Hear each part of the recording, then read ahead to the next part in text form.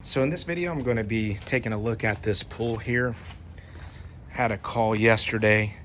There's some new owners moving in this home, and I'm going to be checking out this pool to see if I'm going to add it to my route. And so this is an L-shaped gunite pool, and looks like a Polaris 280.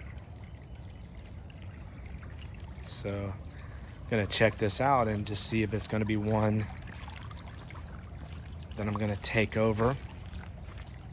So what I like to look for at pools like this is any type of things like black algae. I want to kind of make sure that I don't run across that. This right here looks like that's either going to be some staining or mustard algae. Now to me, that looks like mustard algae, but the water is super cold right now, so I would have to examine that a little closer later. But as you can see, there is a bunch of trees around this, so I'm definitely going to have to think on this one. I need to find the equipment here, and it looks like,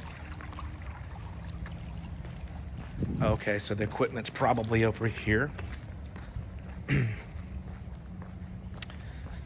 But gonna just see what the setup here is, and like I said, I have not ever been here before. Okay, so variable speed pump. Here's the booster pump and pin air sand filter. Not too bad. I've seen worse, so pretty decent chlorinator there. That's the Pentair Rainbow. I like those because you can generally see when there's tablets inside it. So all right, so I need to look at this a little bit better so I can review this video. But yeah, it's definitely gonna take some time each week to clean it, even with the cleaner, because of the trees.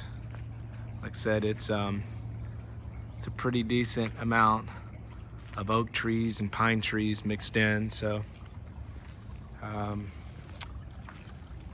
right, well, I just wanted to take you with me, and I am constantly doing this throughout the whole year. My business doesn't shut down. I'm busy, pretty much 5 days a week, year round. And this is just somebody that's fixing to be moving in, and just wanted to, like I said, take you along with me.